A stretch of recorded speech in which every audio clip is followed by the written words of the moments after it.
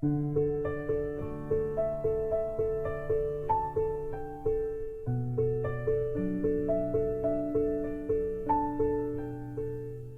you need to know about your house,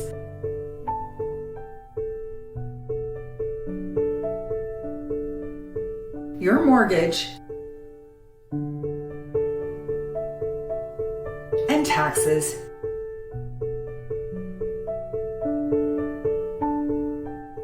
if going through a divorce.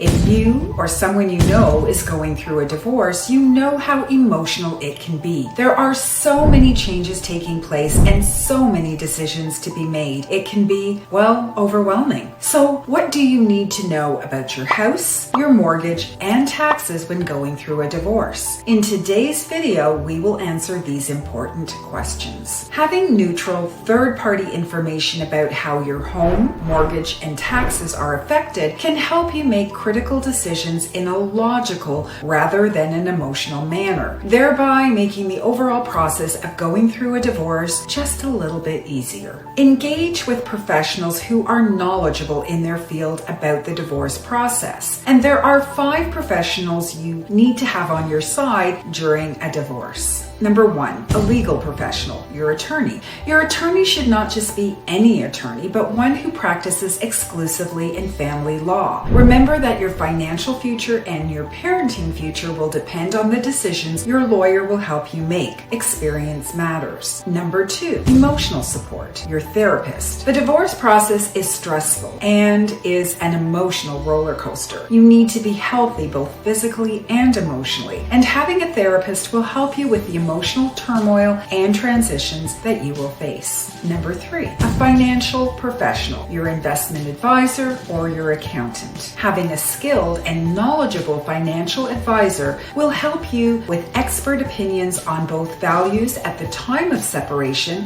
which will be required by the family court for the division of assets, alimony, support, and any special interests in business. Number 4, a real estate professional, your appraiser and or your realtor. Most divorcing couples own at least one piece of real estate, the matrimonial home.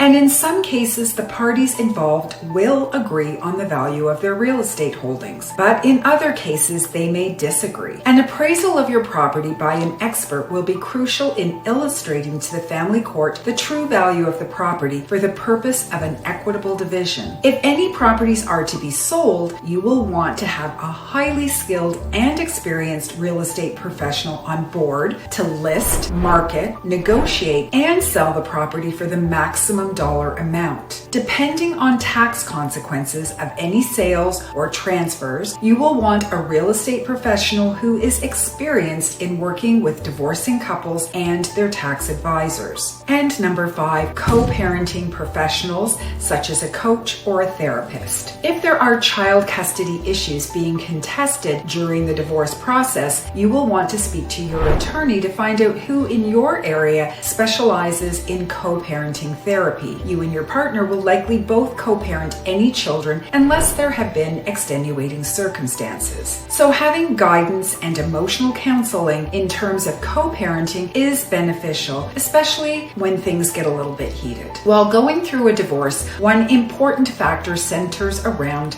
money.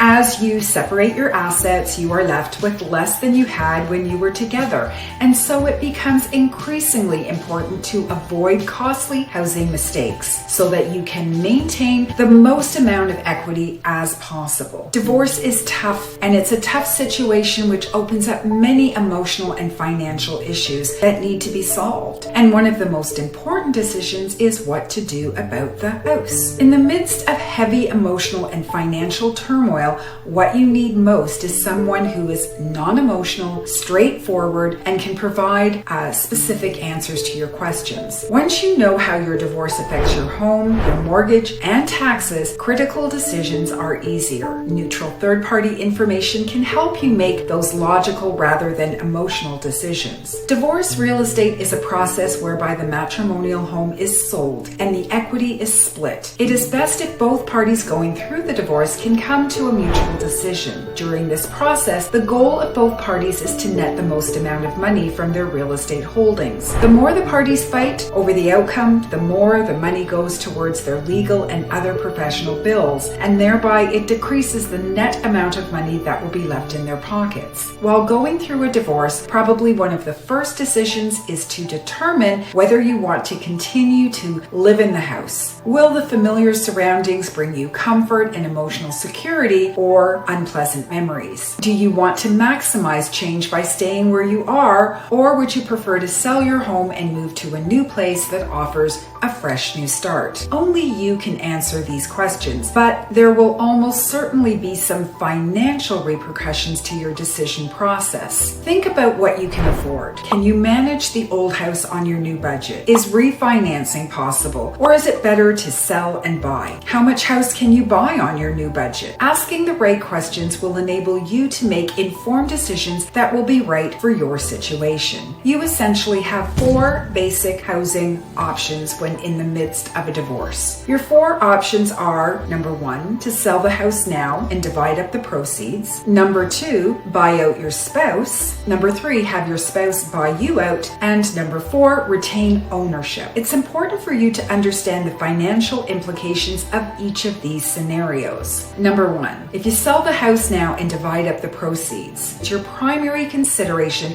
under this circumstance is to maximize your home selling price. We can help you avoid the common mistakes most homeowners make, which compromises this outcome. As you work to get your financial affairs in order, make sure you understand what your net proceeds will be. That is, how much money will you have after selling expenses and after determining what your split of the proceeds will be. It's important to note that the split may not be 50-50, but rather may depend on the divorce settlement, the source of the original down payment, and the legislative property laws in your area. It would be best to seek legal counsel on these matters. And if you need some suggestions, feel free to call us and we would be happy to provide you with some options. Number 2, buy out your spouse. If you intend to keep the house yourself and buy out your partner, you'll have to determine how you'll continue to meet your monthly financial obligations. Keep in mind that you will now only have 1 salary. If you use 2 incomes to qualify for the old loan, refinancing on your own may be a challenge. Number 3, have your spouse buy you out. You may want to consider the option of having your spouse buy you out. And if you are the one who is leaving, you have the opportunity to start again in new surroundings with some cash in your pocket. However, be aware that if the old home is not refinanced, lenders will consider both you and your spouse as original co-signers to be liable for the mortgage. This liability may qualify for a new mortgage difficult for you if you decide to purchase a home, even though you won't have legal ownership of the old one. Number 4, retain joint ownership. Some divorcing couples postpone a financial decision with respect to the home and retain joint ownership for a period of time, even though only one spouse lives in the home. While this is a temporary situation and it means that you don't have any immediate worries in this regard, keep your eye on tax considerations which may change from the time of your divorce to the time of the ultimate sale. If you and your spouse decide to sell your home, it will be important to work together through a professional to maximize your return. Differences aside, you both should be present when a listing contract is put together. Both of you should understand and sign this contract, and both should be active in the ultimate negotiations. When you buy your next home, use the proceeds from your previous home or buyout to determine an affordable price range for your next home. Maintain a clear focus on getting the right home to suit your new situation. You may wish to review with a realtor who offers a house hunting service to help you find a home